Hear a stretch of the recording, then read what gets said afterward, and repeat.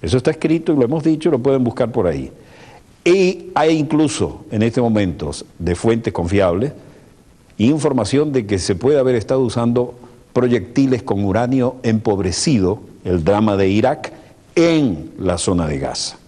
Busquen en la computadora un artículo que escribí hace algún tiempo y que lamentablemente se ha vuelto plenamente vigente. Recuerden, uranio empobrecido, el que se usa en los proyectiles para tener más masa y más profundidad, más masa por aceleración, más impacto. El del artículo se llama Empobrecidos por el uranio. Empobrecidos por el uranio, y sabrán a qué me refiero. Incluso ese tipo de proyectiles parece que se está utilizando en la Franja de Gaza. Ahora, ¿de dónde viene todo esto? Bueno, esto arranca en la época, en 1917, por allá, la declaración Balfour, cuando Lord Balfour le responde a Lord Rothschild o Rothschild, eso depende de qué lado del canal estén y con qué gobierno estén, cuando recordamos que todas las guerras se hacen en base a dinero, así como Napoleón decía que los ejércitos avanzan sobre sus estómagos, también el dinero significa también tener con qué ponerle los estómagos y con qué mantener el poder logístico y el abastecimiento. Bueno, las viejas deudas del Imperio Británico, que incluso tuvieron su mandato allí, tuvieron que ser pagadas de alguna manera. Y el viejo ideal sionista de que el pueblo judío tuviera un territorio donde poder vivir en paz, estaba concatenado a los esfuerzos y las deudas y el me debes y te pido esto y te pido lo otro. Pero también hubo momentos en que la actual Israel no estaba necesariamente destinada a ubicar esta situación geopolítica, siendo ahora probablemente cuarto, como mínimo, poder militar, teniendo armamento nuclear, no menos de 200 bombas nucleares a partir del reactor de Dimona. Podríamos recordar a Sununu, un ex empleado de allí, que lo dijo claramente y fue secuestrado y traído, y que chantajea con la doctrina Sansón. ¿Se acuerdan del episodio bíblico, cómo era Sansón y con él todos los filisteos? Bueno, si yo me voy, se van todos conmigo porque yo tengo el armamento nuclear y les voy a disparar una bomba a cada uno de los países árabes de la zona. Eso se sabe en los análisis militares, pero no se suele decir, ¿no? Ahora bien, aquí hay un elemento que se llama la partición de Palestina, que arranca con aquella declaración Balfour, trae el compromiso de la partición de Palestina después de la Segunda Guerra Mundial y el drama brutal del Holocausto. Pero en otras ocasiones llegaron incluso a pensar los que manejaban el ideal sionista, incluso los de Gran Israel, que podía tener lugar en una parte de Argentina. Y eso dio lugar a mucho desplazamiento hacia esta zona. Si alguno ha visto la película Los gauchos judíos, puede entender algo de esto. También se puede decir que fuera de Israel, la mayor comunidad judía está en Nueva York o en Argentina, aunque muchos han hecho la aliá, es decir, el volver a su patria de origen, es decir, irse a Israel. En cambio, en proporción al número de habitantes, tiene más judíos Uruguay, que salvó todos los que pudo por orden del gobierno de entonces durante la Segunda Guerra Mundial. Pero estas son otras historias, ¿no?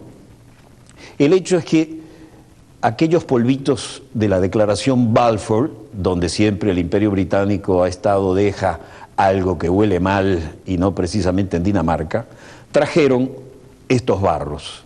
Y ahora, después de la partición de Palestina, la creación del Estado de Israel, estuvimos demasiadas veces a punto, pero realmente a punto, de lograr la paz y ver el ideal que todo el mundo quiere ver reflejado allí, porque allí confluyen las tres grandes religiones monoteístas.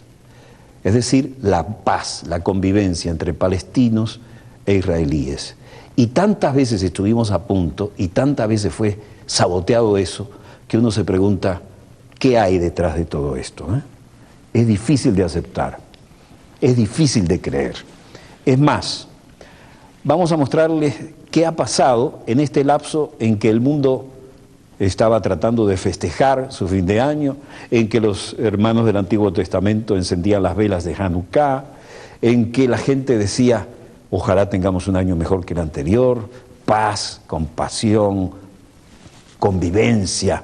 Estos acontecimientos en pleno desarrollo han sido realmente absolutamente vergonzosos, porque se han utilizado, vean esto, comienzo con esta imagen, que es una patrullera israelí en el Mediterráneo, porque incluso un buque llamado Dignity, es decir, dignidad, y esto lo estaba viendo en estos días y no lo podía creer, que traía ayuda médica, que traía médicos, periodistas y absolutamente fines humanitarios, fue objeto de ataque por parte de una patrullera como esta, ya se lo mostraremos, y además no solo le dispararon delante de la proa, sino que cuando no quisieron hacer caso, lo invistieron directamente, como para quebrarlo y hundirlo.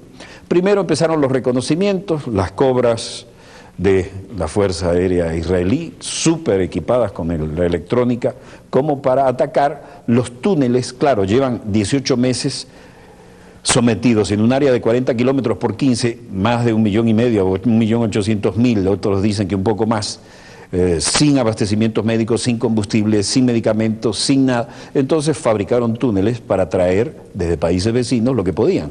Las autoridades y la inteligencia israelí dijo, sí, pero por ahí traen elementos para crear los cohetes Qassam, y con los cohetes Qassam nos están bombardeando. Ergo, ubicados los túneles con el armamento inteligente, sería disparado. Esta es una toma nocturna tomada desde uno de estos.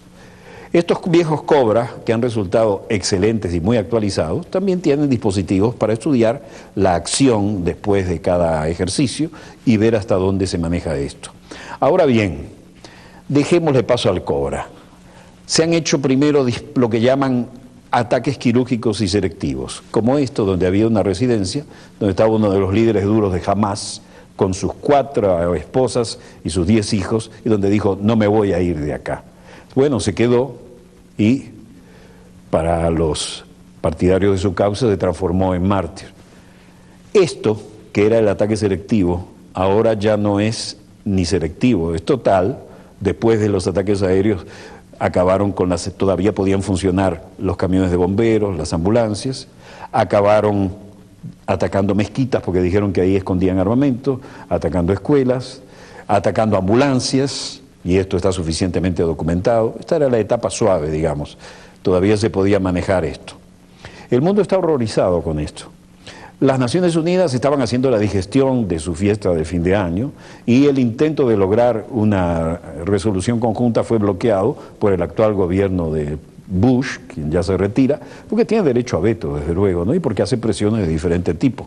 Mientras esto ocurre, inaugura su nueva embajada en la zona verde en Bagdad, porque se van a retirar, ¿no? Bueno, la embajada es lo suficientemente grande como para ser la más grande del mundo. No han solucionado nada, ni en Bagdad ni en Irak. Y además, ¿saben qué personal va a tener esa embajada? 4.000.